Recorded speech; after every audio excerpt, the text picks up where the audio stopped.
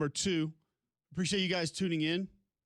If it's on Jocks 94.5 in Birmingham, online, jocksfm.com, the app that you can download, search WJOX, you can listen there. Live on YouTube, you can watch every day. Just search Jocks 945, tell your home smart speaker to enable the Jock skill. He joins us each Tuesday at this time. Thanks to our friends at Craneworks. It's the voice of the Auburn Tigers, Andy Burcham. Lift it, load it, grade it, grind it, move it, haul it, rig it, dig it, Craneworks, Rentalworks, yeah!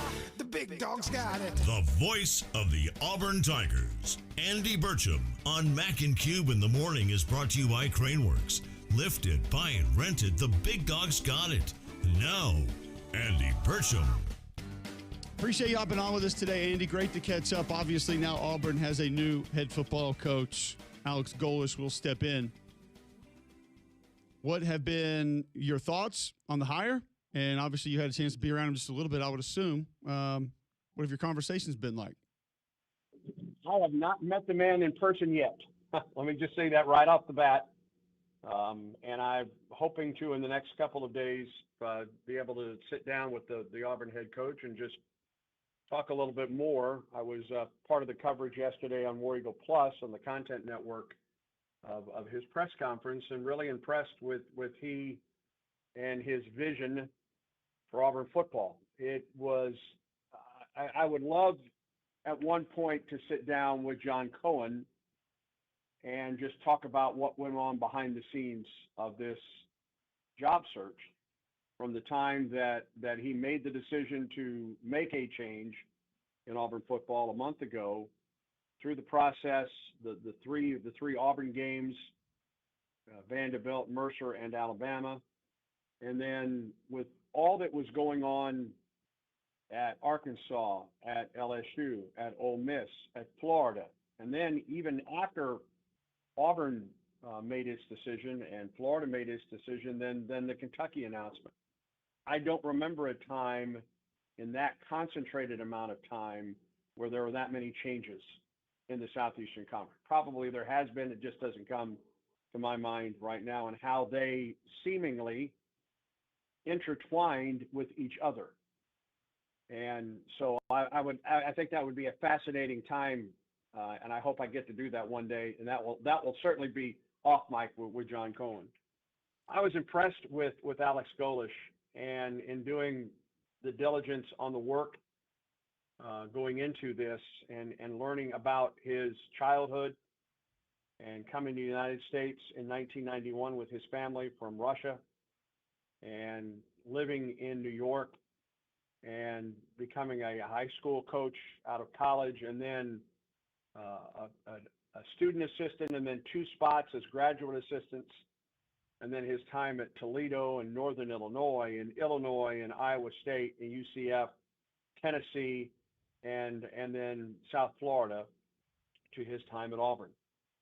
And just listening to him, one, he's incredibly well spoken. I mean, that was not coach speak, I don't believe, at his press conference yesterday. We talked with Cody Burns yesterday, Cole, about just working with Alex Golish, and he was with Alex at UCF, he was with Alex at Tennessee, and obviously at South Florida. And Cody, by the way, is thrilled to be back at Auburn. It was fun to see that smile on his face as he talked about coming back to his alma mater. But boy, think about, for all of these schools,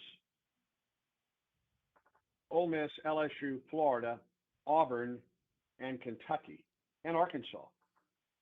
That's 7 schools right there. Have all named head coaches literally days before signing day. And then for some, well, for Ole Miss, they're getting ready for the playoffs in all likelihood. LSU is probably getting ready for a bowl game. The rest, I don't know if they are or not. But just the incredible timing that they have, and how they really have to hit the ground running. And that's the case at Auburn right now with Alex Golish, and meeting with the team, because as you know, Cole, now it's not just I'm recruiting for this class that's going to be coming in 2026. You're recruiting your own team. and especially recruiting your own team when there's a coaching change. I mean, there's always the issue of roster retention from one year to the next. But add to that a coaching change, and it becomes even more intense.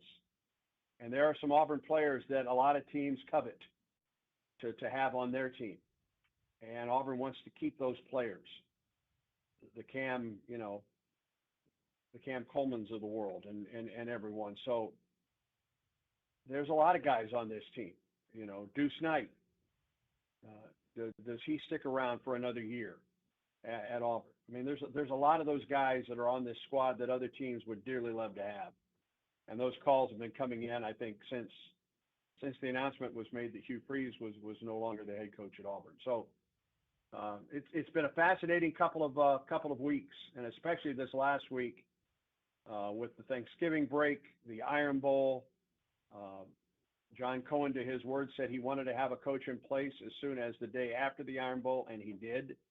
And the official announcement was made Sunday, the press conference yesterday, and he has been working, Alex Golish has been working on his staff since 1 o'clock or 2 o'clock in the morning when he signed the contract with Auburn over the weekend, and then already here and recruiting the players on this team, working on his staff and getting ready for signing day now, which is tomorrow.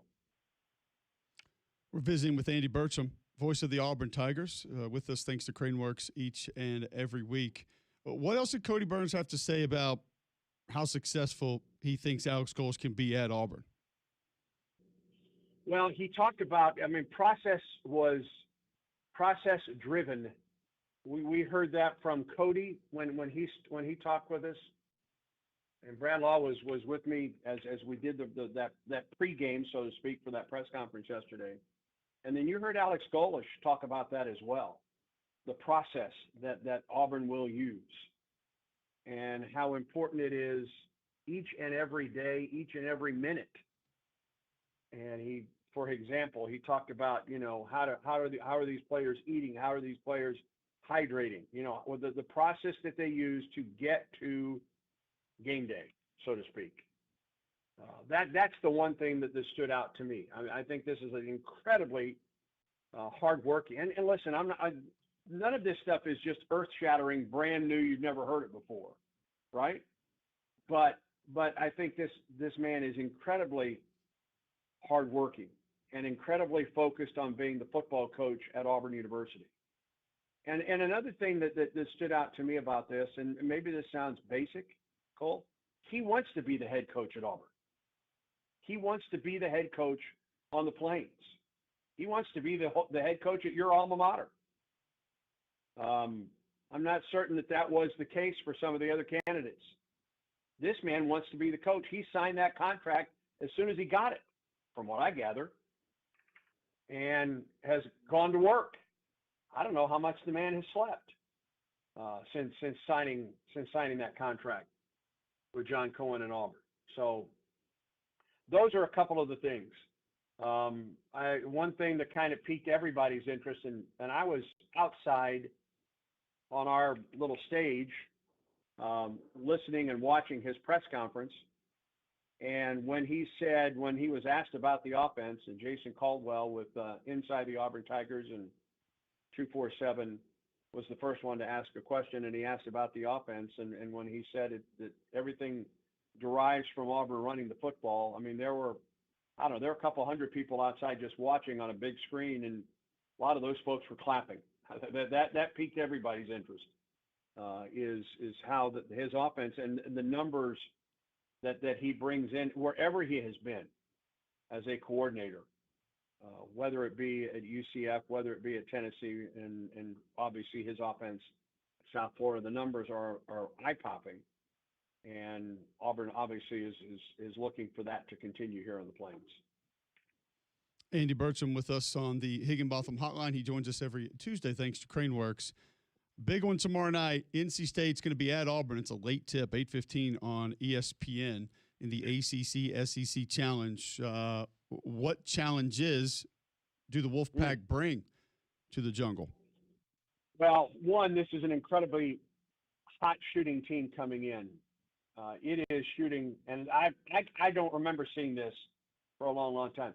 This team shoots the three frequently, and yet is shooting 42% from three. That's an eye-popping stat to me. Its field goal percentage, a team that shoots the three as much as this North Carolina State team does, is shooting 52% from the field this season.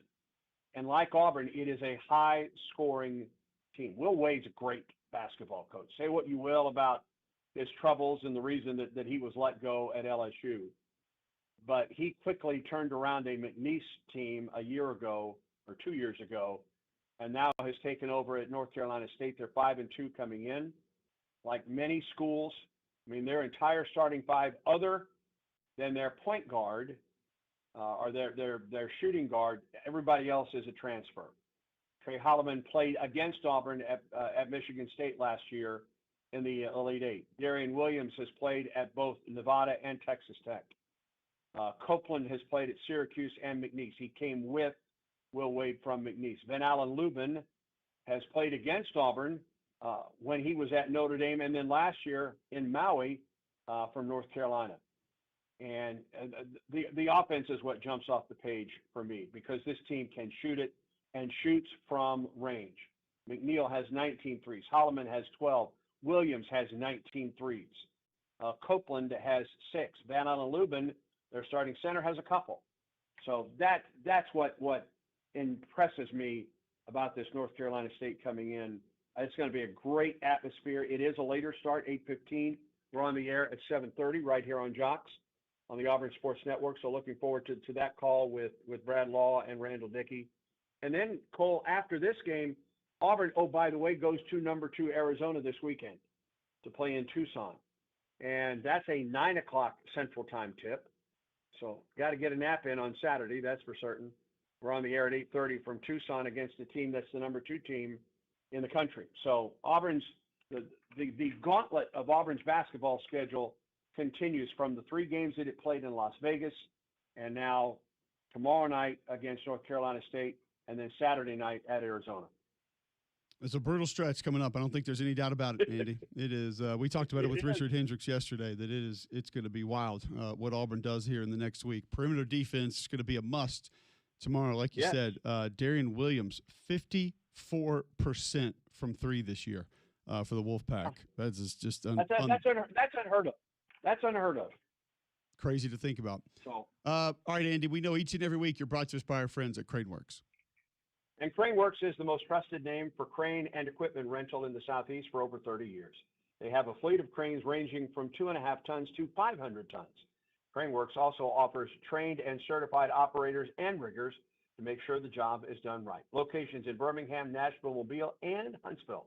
Visit craneworks.com for more info. Cole, do you have a game this week? I will be at home, Andy. Well, congratulations and enjoy.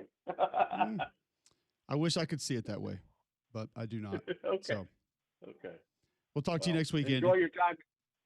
Enjoy your time with your family, my friend. Have a great one. War Eagle. Sounds good. Thank you. War Eagle. Andy Burcham joining us there on the Higginbotham Hotline. He's with us each and every week. Thanks to our friends at Craneworks. We have more of you that are on hold, 800-239-9569. Tweet in at Mac and Cube. We'll get back into some of the situation with Lane Kiffin leaving Oxford to go to Baton Rouge. Josh Pate's going to spend 2 segments with us later this hour. Cedric Golden talks Texas and their opportunities to get into the college football playoff at 9. Jared Johnson going to be with us at 9:30 today. A lot still coming up right here on Jocks.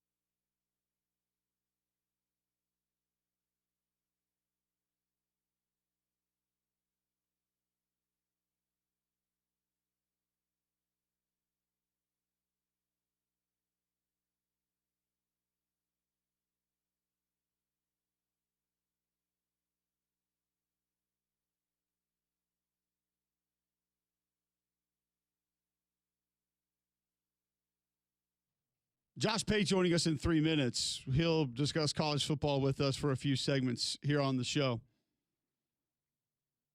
A couple other folks are chiming in on this entire situation that we've been discussing today. STM at STM387-58918. Why are you putting your phone number out there? 387-5891-8, and it's one extra number, I think. Maybe it's a social. Got it. He tweets, I now fully expect to see you as the sideline guy on SEC Network for the rest of your career, Cole. #finish. Same exact thing. Definitely said that Lane Kiffin should be in Oxford, Mississippi for the rest of his life. That's exactly where we were going with that. I appreciate the context, being able to be understood in this entire situation. Although, didn't you finish on ESPN technically? Well, the season's not over. Season's not. Oh, that's true. Yes, there's still time. I will finish each season in which I work. I'm not going to quit on my crew in the middle of the season. You're not Spurrier. If I took a deal to go somewhere else, which is fine. There's no problem with that. My crew's not going to have 2 more game assignments, and I'm going to walk out on them. So, as I stated earlier in this show, if I left at 9:20 today, that would be quitting on my team. And I would say if I left without giving a notice, that would also be quitting on my team, which I would like to think I would not do. Robert is in Pelham, would like to chime in. Welcome in, Robert. Thank you so much, Cole. I wanted to know if the same old thing is happening down in Auburn is the reason we didn't nail Sumrall down for that head coaching job, if it's the same arrogance that got in the way, what have you, that kept them from doing what they needed to do for the past 2 years, or the 2 coach hires, not 2 years. And then with Lane Kiffin, I mean, the man, he bettered his life 60% by increasing his salary. I understand what you mean by that, but if you had a chance, Cole, to improve your salary by 60%, and it was 2 weeks before the NAB show or before radio sweeps or whatever that's called, would you not take it? And I'll sign off for that. Well, I think number one, it depended on what I would be contracted to do. But I just stated before, if I was presented with a new deal, I would have no problem taking it, but I'm not going to quit on my crew and quit on my team, whether it be radio, podcast, television. Like, I'm not going to be halfway through taping Read and React last night with Roman Harper and say, got a deal at Fox, guys. Good luck the rest of the show. We have one more show left this year for Read and React. I wouldn't leave on them now. When I negotiated said deal, I would say, well, I'm going to get this last show done because those guys are counting on me to do one more show. And again, I'm not mad at Lane Kiffin for what he's done. I've clearly stated that in the history of college football, it is a better job. I actually think it's an intriguing question to ask now. Is it that much better? How many jobs are that much better than every other job? Because times have changed. Things are different. Don't know exactly how much better some are than the other anymore.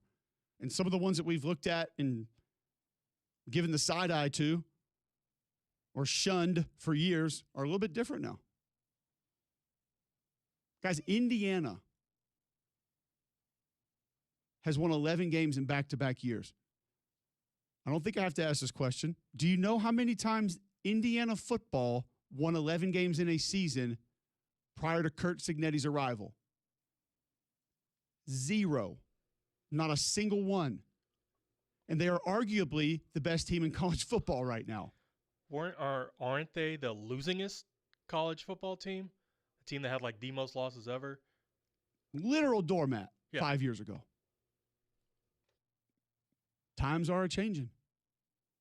Things are just a little bit different now. All right, we'll get Josh Pate in. He asked me if it was 8:20, and I said yes, so we got to get him at 8:20. So that's my fault. We'll go to break now. We'll have Josh Pate when we come back next on Jocks.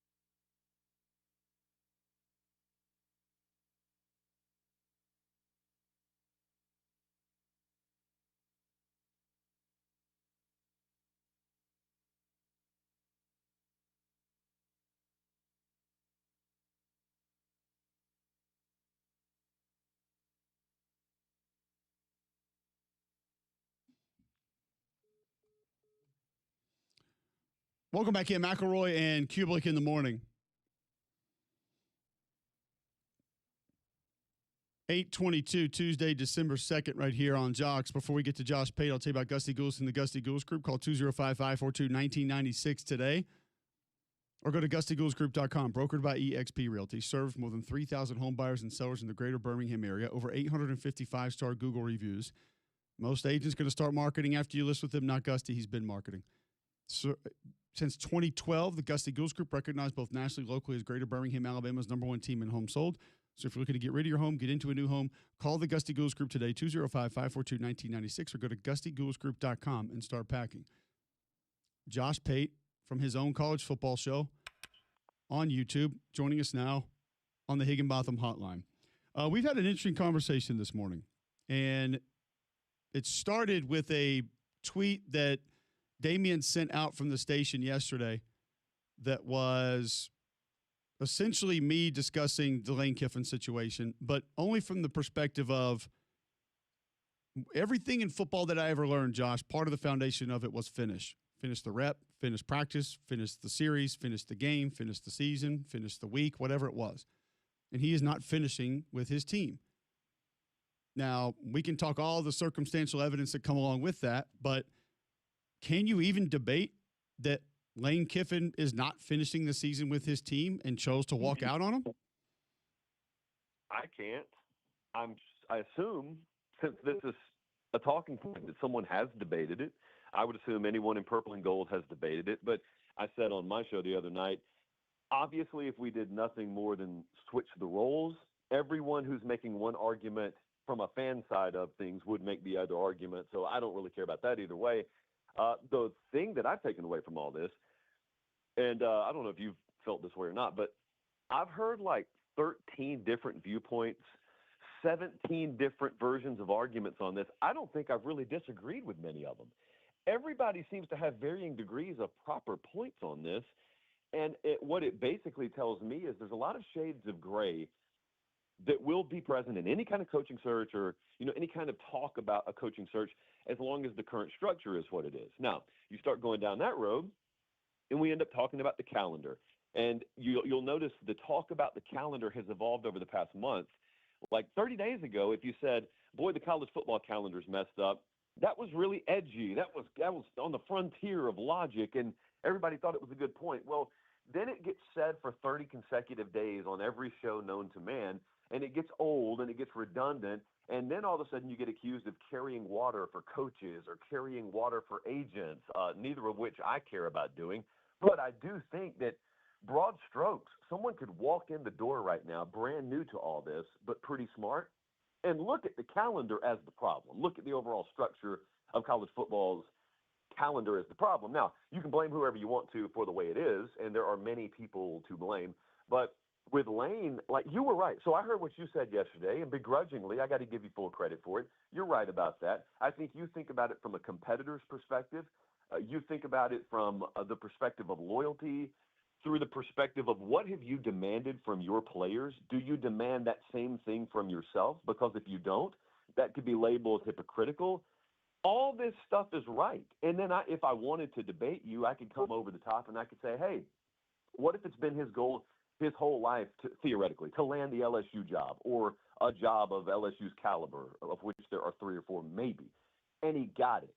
And the only chance he had to take it was right now. And it just so happens to be in the middle of an Ole Miss playoff run. And there's really no way to do both things, to have the cake and eat it too. What's he supposed to do? There's no right answer. There's no wrong answer. There's no right answer. It sounds like a cop-out of a viewpoint on it, but I really don't think it is. I just think it's like an untenable position.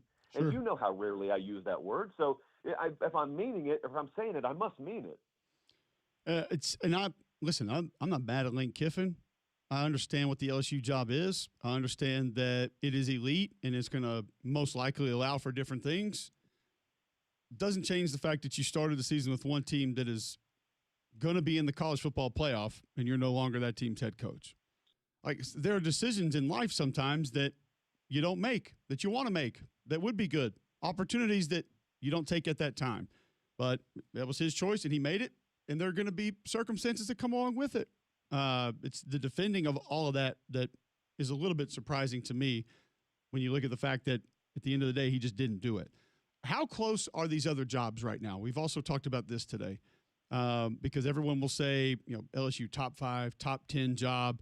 I would easily put it in the top 10. I think top 5 is debatable, but it's a great job. There are not many like it, specifically with the culture around it, what it means to the people close to it, the environment that you're going to be able to operate in when you play games at home, the talent that's going to be there in state. But what is the separation of those jobs to other jobs? Now, the other jobs have to be on the right path. That alignment has to be there. But when we've got Curt Cignetti doing the things he's doing at Indiana, we see Tulane, JMU on the verge of getting into the playoff. Is there the big gap with the traditional powers that there once was? So here's the way I think about it. No, the gap to the degree it used to be is not there. Let me say that before I say anything else. So no, the massive Grand Canyon gaps probably have shrunk. I still think there are very big ravines between certain tiers of jobs, maybe in certain other tiers of jobs.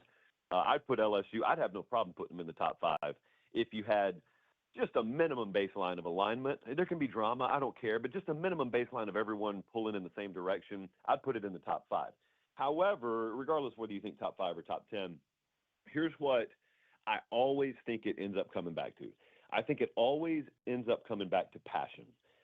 I would judge that. When I look at the caliber of a job, I would judge the overall collective passion that surrounds it, and that includes the fan base. That's why that stuff gets dismissed, and I always laugh at people who dismiss it, because you cannot, like you and I could not go out to UCLA right now, where they've got all the money in the world, by the way, around the program, and make UCLA a great job, because there's no passion around there. Conversely, we could go to Oxford, Mississippi, where there's far less money, but there's way more passion, and definitively the Ole Miss job is better than the UCLA job. Well, where does that make any sense? If pro sports people would be confounded by that, because one of them's in Los Angeles and one of them's in rural Mississippi, but yet the one in rural Mississippi is the better job. How is that? Well, it's because of passion. So not immediately, but eventually, I will always believe that passion makes your funnel a whole lot bigger and puts more in your funnel. Now, it has to be channeled properly, and the systems and structures that are in place in college football, they have to get figured out. And quite frankly, I felt like we're in the middle of a hurricane right now for a few years. But if the hurricane ever moves through, and figuratively, that would mean if we ever sort of get restructured or get to the new whatever the new frontier is going to be, once it gets sorted out, once everything about the new whatever starts settling in, passion will always win out, and the caliber of jobs will always start placing themselves in order of passion. And in the SEC, you got a lot of places. So then things like population centers, things like overall in-state talent pools, that stuff comes into play. But I just challenge anyone. Indiana would be a good example here. I would challenge anyone to convince me that a place like Indiana with SIG is going to go on an extended 10-year run of dominance. We've seen it 2 years here, okay? But that's like, you remember when Malzahn came to the SEC? Of course you do. And that first year, offensively, it just took the league by storm. And I remember the talk, and it was like, man, how is anyone ever going to stop this? Well, the way that it got, not stopped, but the way it got adjusted to is it got everyone's attention. So then everyone turned their focus to, all right, how do we stop whatever he's doing down at Auburn? And lo and behold, Malzahn's best years kind of ended up being his first years. His best shot at winning a title ended up being his first few years at Auburn. So I wonder if SIG won't be similar.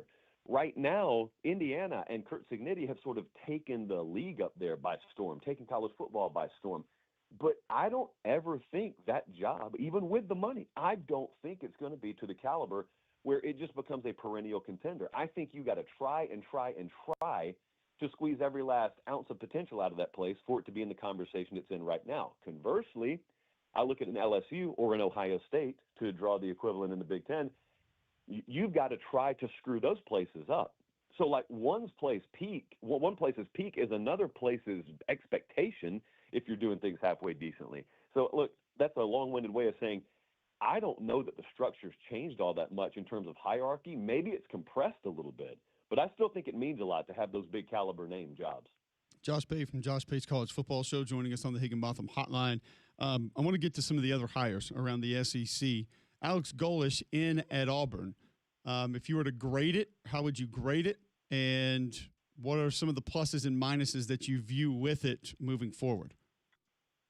All right. I have never known how to grade a hire. I know you love Grand Slam as a term. Love it.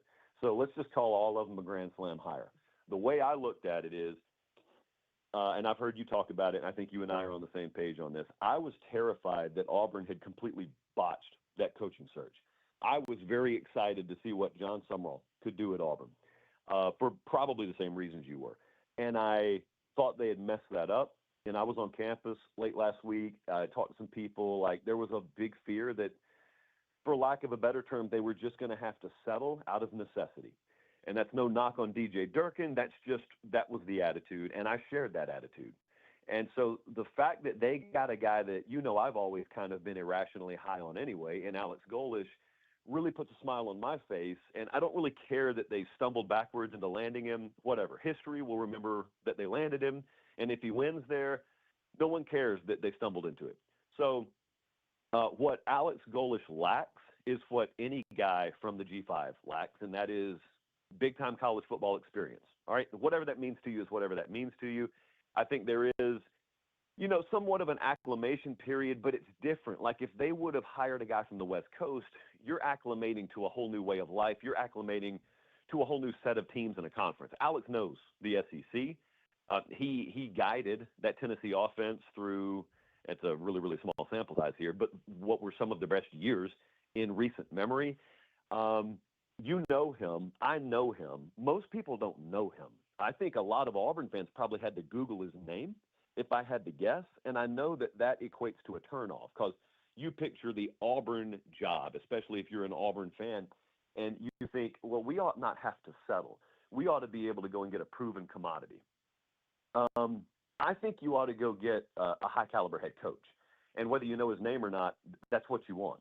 I think as a high-caliber head coach, I would strongly encourage people, since the season's over anyway, just give this a few months, listen to him, do your research on him. You'll get into spring ball. He'll do the speaking series. You'll learn more about him. I don't know, man. I really think that place is going to fall in love with him. And then when he starts delivering on the field, they really will. But then it's easy. I mean, the guy you hate could win, and you'd end up loving him. I think Alex Golish will get quarterback right, first and foremost. That should be just a pause, and then we have a 10-minute moment of silence for the weight of that sentence. He will get quarterback right at Auburn, and then a lot of things will work downstream of that.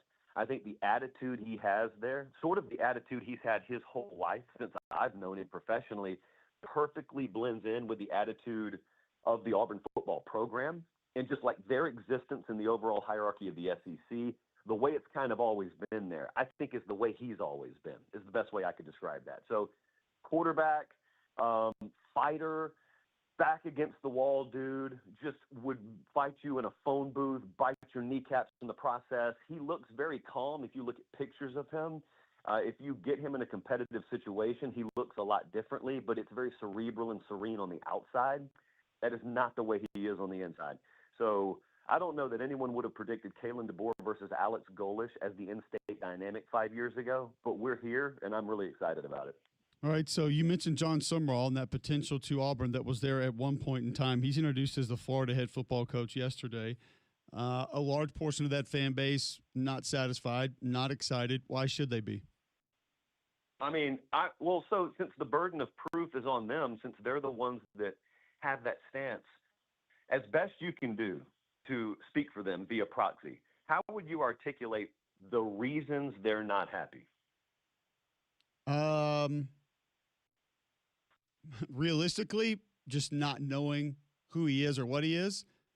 And then secondly, I would say just not being a big enough name, not having enough name recognition. Yep. Yeah, that's pretty much it. Okay, so I didn't hear a single thing that had anything to do with football there. I don't know if I missed something. I have thought that the conversation around John, as it relates to Florida, has been some of the dumber, not dumbest, but dumber, that I've heard in a long time. The reason that guy won't work out there, if he doesn't work out there, is because he lacks his own individual merit. It won't be because he and Billy Napier hopped on the same interstate to get to Gainesville a few years apart. Like that, that's like if you meet a girl from Charlotte, North Carolina, and you date her and it doesn't work out, you come to me and say, bro, the girls in Charlotte, North Carolina are insane. Keep me away from them. Never. That's a non-negotiable. I'll never date another girl from Charlotte. Well, Charlotte's a pretty big city. You know, you're there every other week. It's a pretty big city. So maybe you just chose the wrong girl from Charlotte the first time, and the girl of your dreams could be over there for all you know. If you've got specific football-related reasons, and maybe you do, if you want to look at his resume and deep dive it, I'm willing to listen to that. So I'm high on most hires when they get made because I'm a glass half full kind of guy. I think John Sumrall. Let me pause that sentence and let me say this: if the University of Florida has its affairs in order, then I think John Sumrall has the winning qualities that it takes there. I also think you know him, I know him. Like you said, most of their fan base probably doesn't know a lot about him. He's the kind of guy who's very malleable. In other words, he doesn't have this unflinching, rigid approach to the game where it's one way or no way. He's willing to do what it takes to win. And if that means a defensive-minded team one year, if that means an offensive-centric team the next year, it's a guy that's not so set in his ways that he can't get with the program. And that's what it really probably takes at the outset. But then longer term, you'll see the way he staffs, I think, will be very important here. Because if other coaches believe in him enough to want to work with him, I don't care what the fan base thinks, because the fan base will get bought in time. They're looking for a reason to buy in anyway. So the intensity, the attitude, I say a lot of the same things about him that I say about Golish. That's why I was kind of high on both of them. I think it'll work there. But look, thinking a hire is a home run hire these days equates to, I think it's a 60% chance of success. There is no slam dunk. Like, there is no 100%. I really don't care, because there are so many variables in the equation, and you remove a lot of what used to matter, and what currently matters is just financial alignment. And if Florida has that, there's no excuse for any kind of B- or better coaching candidate not to win at Florida. Well, and that tenure that's going to be allowed for success is going to be a lot shorter as well. So some of these coaches we won't even know because they won't get due time to even go in and prove that they can rebuild it the way that they need to. You're going to stick around another segment? Let me think about it. Yeah, okay, I will. Okay, we'll get to a break. Come back with more Josh Pate next on Jocks.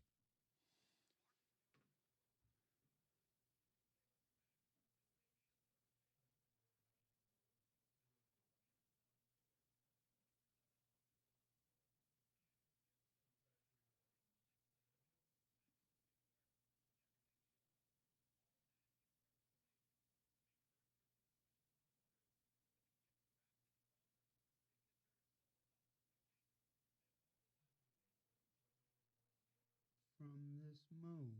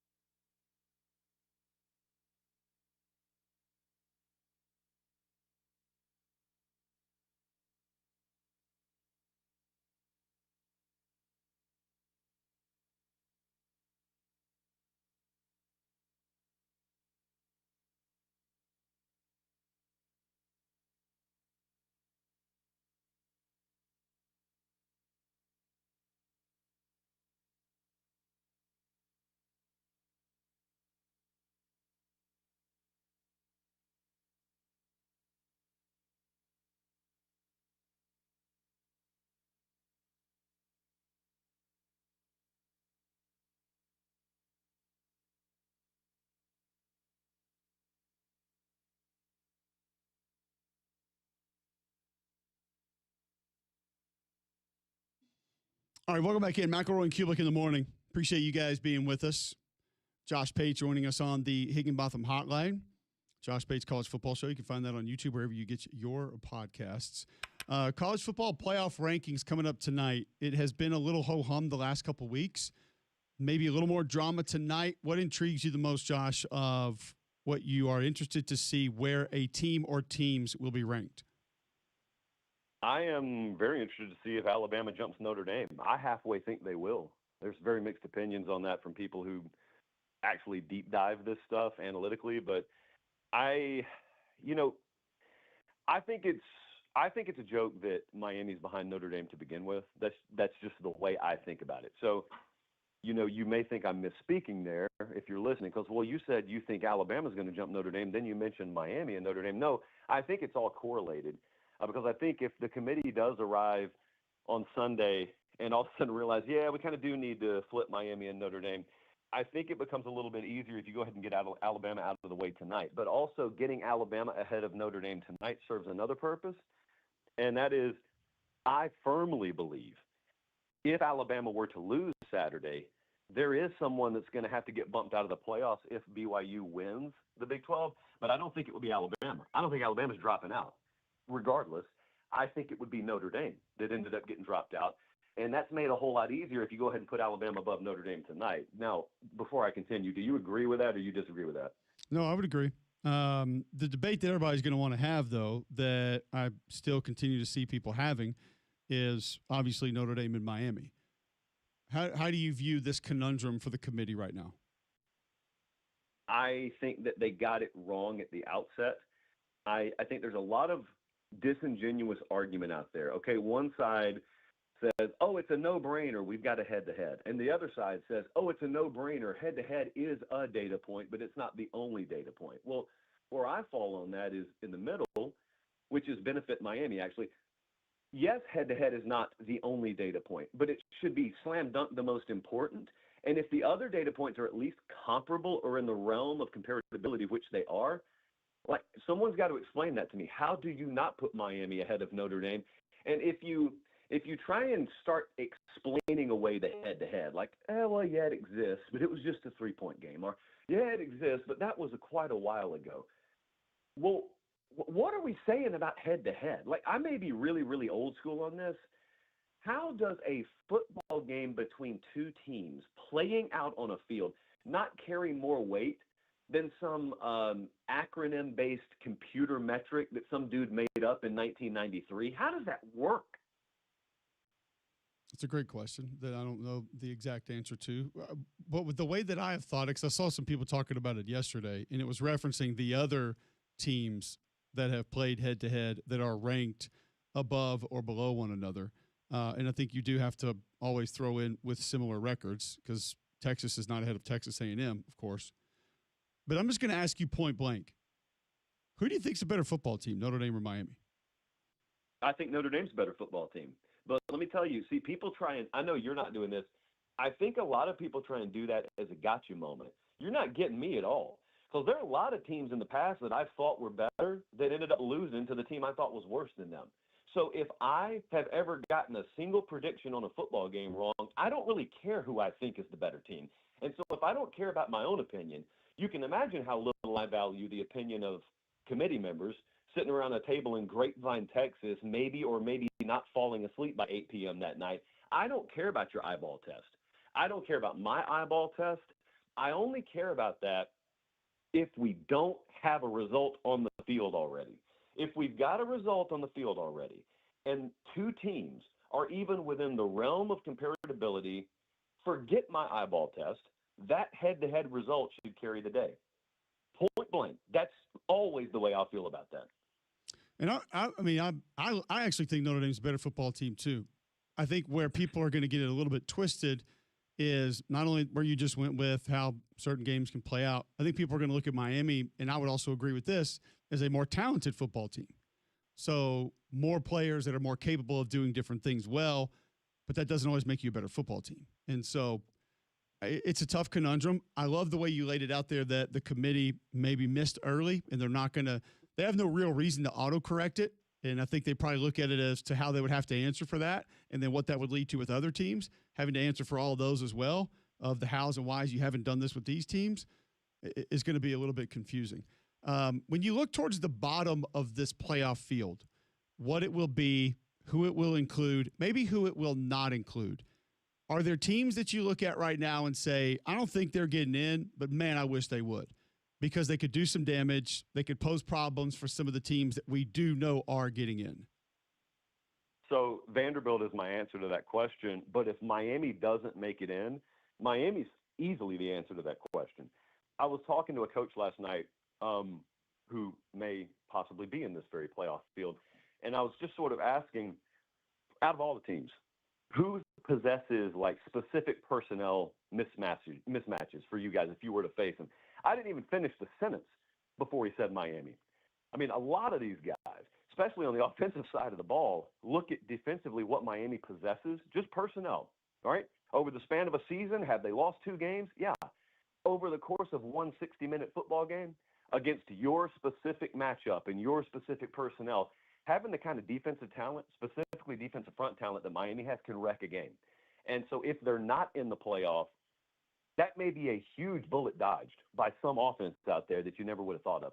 And then the other part is, I just look at Vanderbilt in totality, and I think about what they've accomplished this year.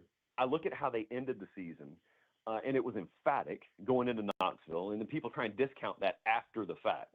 You know, I got folks out there who picked Tennessee to win the game that watched Tennessee get blown out and then try and dismiss it as something other than a high-quality win for Vanderbilt, which is just a joke. So you will never convince me if we switch those logos that Vanderbilt would be left out of the playoffs. I really don't care what anyone says about that. There is very, very little chance if I put a Michigan logo or a Texas logo on Vandy's resume, which would be impossible because they played Texas, but you get my drift here. I don't think they'd be left out of the playoffs. So that's just – it's one thing when a Texas or an Alabama get left out, because all I do is think to myself, well, they'll get a shot next year.